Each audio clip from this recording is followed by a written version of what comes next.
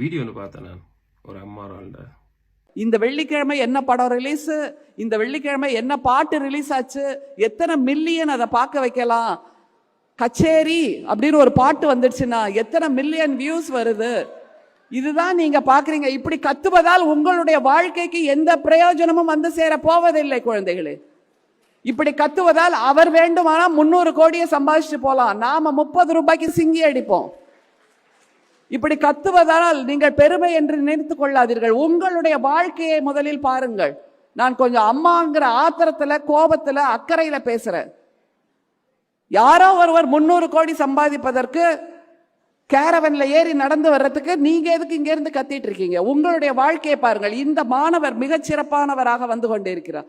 ஒரு இன்டர்வியூ போறீங்கன்னு வைங்க, நீ பிஎஸ்சி நர்சிங் படிச்சிருக்கப்பா, உன்ன மாதிரி 30 பேர் சேர்ந்து வந்திருக்காங்க, உன்னிடம் என்ன சிறப்பு என்று கேட்கும் போது நான் கமலாத்தாவை பற்றி சொல்லுவேன், திம்மக்காவை பற்றி சொல்லுவேன், பசிப்பினி மருத்துவன் என்றால் யார் என்று சொல்லுவேன் என்று இந்த அருள் சொன்னால் நான் தேர்ந்தெடுக்கக்கூடிய முதல் நர்ஸ் இவராகத்தான் இருக்க முடியும். ஏனென்றால் சமூகத்தின் மீது அக்கறையாக இருக்கிறார்.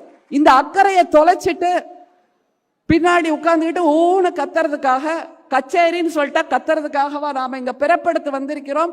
உங்களுடைய அம்மாவுக்கும் உங்களுடைய அப்பாவுக்கும் நீங்க சிறப்பான குழந்தைகளாக இருங்கள். குழந்தைகளே, நீங்கள் 300 கோடி சம்பாதிக்க பாருங்கள், நீங்கள் கேரவனை வாங்க பாருங்கள், நீங்கள் வந்தால் இந்த உலகம் எழுந்து நின்று கைதட்ட வேண்டும் என்று பாருங்கள்.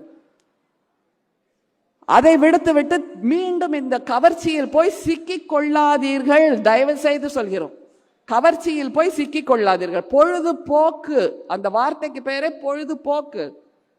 திரும்ப அந்த இப்ப போயிட்டு இருக்கிற இந்த நொடி உங்களுக்கு திரும்ப வரவே வராது, திரும்ப வராது. அப்ப எதுக்கு நீங்க அதை போக்கிட்டு இருக்கணும்? அது போயிடும் தானாவே.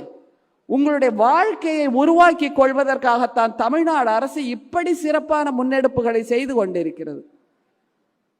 சரி, இது கோவம் நினைச்சுக்காதீங்க. உங்க மேல இருக்கக்கூடிய ஒரு தாய்மையின் பதைப்பில் நான் இவ்வளவும் சொல்றேன்.